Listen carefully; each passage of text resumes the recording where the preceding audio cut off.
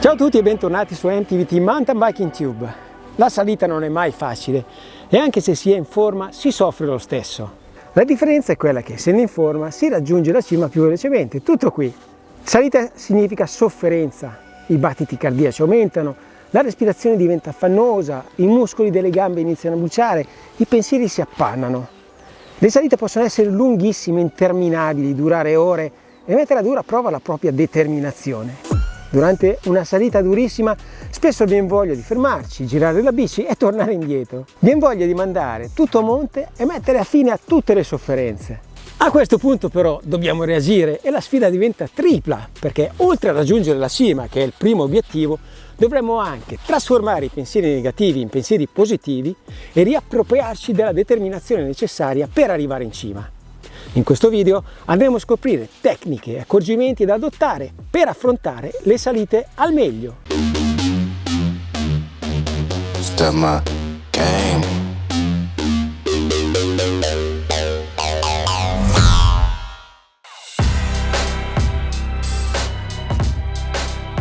Alla salita bisogna arrivare con il giusto rapporto e con una frequenza di pedalata agile. La cambiata deve essere anticipata in modo da tenere costante la frequenza di pedalata. Evitate quindi di continuare a spingere in salita con un rapporto di pianura fino a quando non riuscite a imprimere potenza.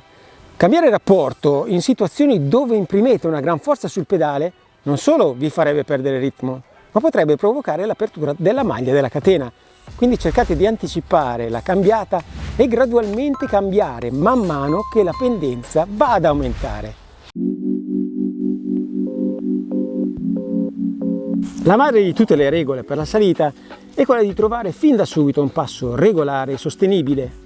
Quando ho iniziato a fare questo sport scoppiavo solo dopo 400 metri di salita, giravo la bici e tornavo a casa. La cosa che mi ha aiutato tantissimo e che ha fatto veramente la differenza è stato l'acquisto di un semplice orologio cardiofrequenzimetro insieme ad una fascia toracica. L'orologio lo mettevo sul manubrio e monitoravo costantemente i battiti. Questo mi ha permesso di capire che tenendo un passo sostenibile, i battiti cardiaci, una volta raggiunto un picco, iniziavano pian piano a scendere e a stabilizzarsi.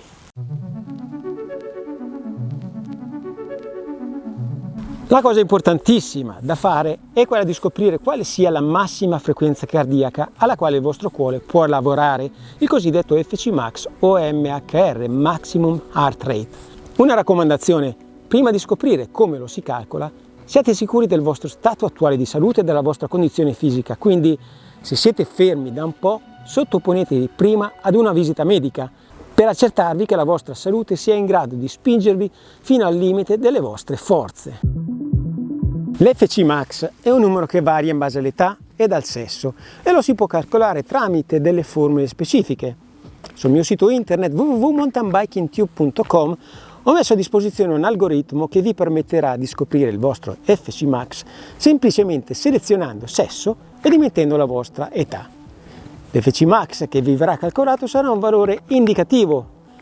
Oltre a quello, l'algoritmo vi calcolerà anche delle soglie relative, ma questo è un concetto che approfondiremo più avanti. Tornando all'FC Max, il numero calcolato dall'algoritmo è indicativo e potrebbe variare in base al vostro stato di forma. Io per esempio ho un FC Max di 173 battiti al minuto, che non corrisponde a quello suggerito dalla formula. Se volete calcolare la vostra frequenza cardiaca in modo perfetto, potreste rivolgervi ad un laboratorio di medicina sportiva, altrimenti c'è un metodo fai da te che può essere fatto sia all'aperto sia utilizzando i rulli. Per questo test è indispensabile avere un cardiofrequenzimetro e in sequenza andare a fare 10-15 minuti di riscaldamento, 10 minuti con intensità all'85-90% come se stiate facendo una gara a cronometro, 1 minuto allo sforzo massimo e 20-30 secondi di sprint. Dopodiché il numero che apparirà e che leggete sul cardiofrequenzimetro sarà il vostro MHR o FC Max. Dopo un paio di giorni ripetete il test ed un altro ancora dopo altri 2 giorni, in modo da avere un'indicazione accurata del vostro FC Max. Bene, ora che avete trovato il numero magico del vostro FC Max, le vostre salite saranno tutte in discesa e magari con questo numero possiamo calcolare le soglie cardiache, anche dette zone. sempre sul mio sito internet, immettendo il valore della vostra massima frequenza cardiaca, vi verranno calcolate automaticamente le zone da Z1 a Z5. La zona 1 equivale al 50-60% della vostra massima frequenza cardiaca, la Z2 al 60-70%, la 3 70-80%, la 4 80-90% e la 5 90-100%. Con le zone 6 e 7 si va in territori anaerobici e neuromuscolari, i cosiddetti sprint da traguardo finale. Se volete approfondire l'argomento delle zone e come queste vengono utilizzate per allenamenti specifici, ho fatto un video a riguardo. Cliccando sul link qui sopra potrete avere una panoramica completa sull'argomento. Tornando a monte all'argomento principale, la salita, per avere un passo regolare e sostenibile dovreste stare tra le zone Z4 e Z5. Attenzione, perché rimanere troppo in zona Z5, la cosiddetta VO2 max, vi farà entrare in affanno facendovi consumare parecchie energie. Per farvi un'idea, io ho una Z4 che va da 138 a 156 battiti al minuto e la Z5 che va da 156 a 173. Il passo che riesco a sostenere per lungo tempo in salita è quello che va a cavallo delle due zone, vale a dire tra i 150 e i 160 battiti al minuto. Avendo un cardiofrequenzimetro davanti a voi, io utilizzo un GPS, ed avendo ben chiari i vostri limiti, vi permetterà di avere un adeguato passo e di raggiungere l'obiettivo in modo più semplice, facendovi risparmiare energie. L'atteggiamento psicologico, così come tutti gli sport di endurance dove la fatica è tanta, l'atteggiamento mentale è fondamentale. Bisogna avere disciplina, pazienza, perseveranza, ma cosa più importante, bisogna essere sempre positivi.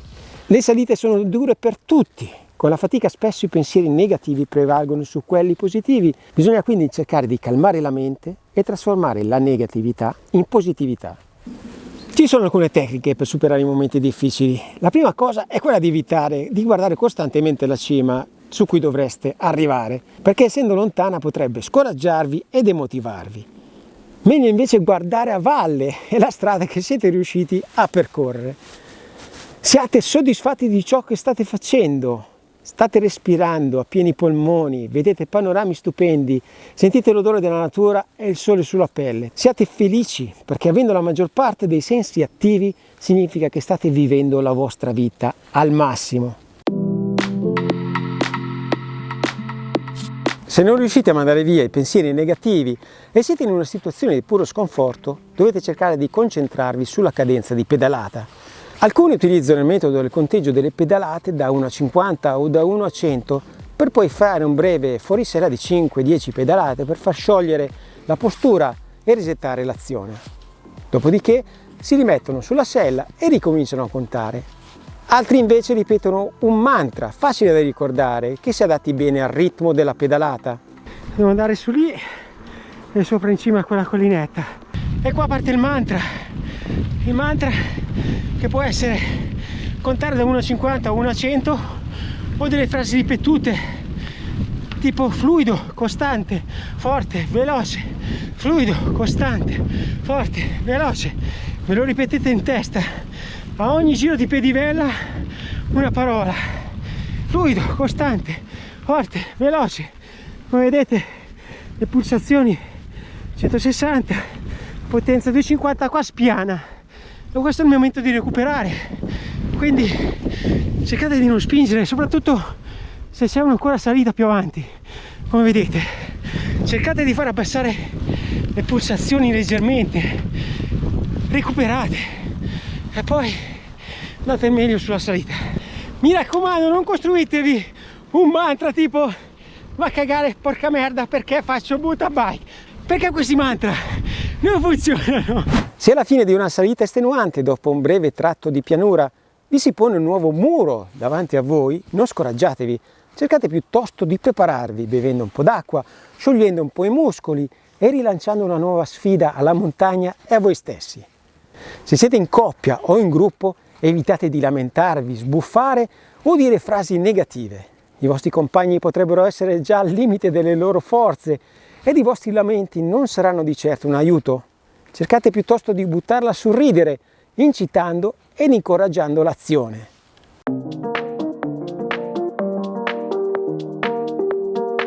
Idratarsi è fondamentale, bisognerebbe dare una sorsata d'acqua ogni 10-15 minuti, anche se non si ha sete. Se sentite lo stimolo della sete significa che è già troppo tardi, che siete già disidratati. Sul mio dispositivo GPS ho impostato un avviso che mi ricorda di bere una sorsata ogni 12 minuti. Vedete? Mi dice bevi! La fatica produce tossine e bere acqua ne facilita lo smaltimento. In salita approfittate delle zone dove la pendenza si riduce per fare un paio di sorsate. Nelle giornate estive bisognerebbe addirittura fare incetta di liquidi ancora prima di iniziare il giro. L'alimentazione, così come l'idratazione, anche l'alimentazione è fondamentale. Lo stomaco non dovrebbe essere mai vuoto e allo scoccare di ogni ora bisognerebbe dare un morso di una barretta energetica o ingerire un paio di noci o una banana. Cercate di non essere mai con lo stomaco vuoto. Se conoscete il percorso, cercate di alimentarvi prima di iniziare la salita. Se la salita è lunga, allo scoccare dell'ora mangiate ancora qualcosa, anche se non avete fame e senza appesantirvi troppo. Quando Valziano ve lo permette, mangiate qualcosa, ma evitate di mangiare mentre concimano. Regola importantissima! Il fuorisella in mountain bike dovrebbe essere dosato e fatto solo quando ci sono strappi brevi e ripidi. Il fuorisella permette di imprimere maggiore potenza sui pedali, ma è molto dispendioso in termini di fatica, perché oltre a imprimere maggiore pressione al ginocchio, mette in movimento anche avambracci, braccia e spalle, spendendo quindi maggiore energia.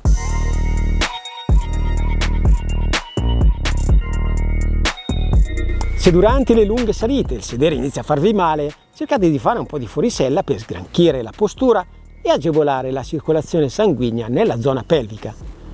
Utilizzate i falsopiani per recuperare energie, reidratarvi, nutrirvi e sgranchire la postura. Cercate di far abbassare la frequenza cardiaca di qualche battito e date modo al fisico di recuperare energie. Non si può sempre spingere, dovete avere anche delle fasi di recupero. Quando si affronta una salita lunga, capita spesso di ritrovarsi dopo un po' con le mani strette sul manubrio, le braccia rigide e le spalle in tensione. Questa rigidità, oltre a far disperdere maggiore energia, genera ulteriore stress. Quindi cercate di rilassare il cervicale, le braccia devono essere morbide, magari avanzate un pochettino il cavallo sulla sella in posizione più in punta, le mani rilassate, non tenetele dure, morbide. A volte io mi metto anche in questa posizione proprio per rilassare le dita. Poi un conto è a dirsi, è difficile a farsi, perché ogni tanto mi trovo anch'io aggrappato al manubrio, dico minchia, oh, rilassati. Cercate di essere morbidi, rilassati e fluidi, girate frequentemente il collo, guardando sinistra e destra. Nei tratti di salita non tecnica, dove non sono presenti rocce o radici da superare, rilassate le mani, tenendo il manubrio come se si stesse tenendo in mano un uccellino. Gli avambracci devono essere piegati, non rigidi e tesi, e devono essere rilassati, così come le spalle e la zona cervicale.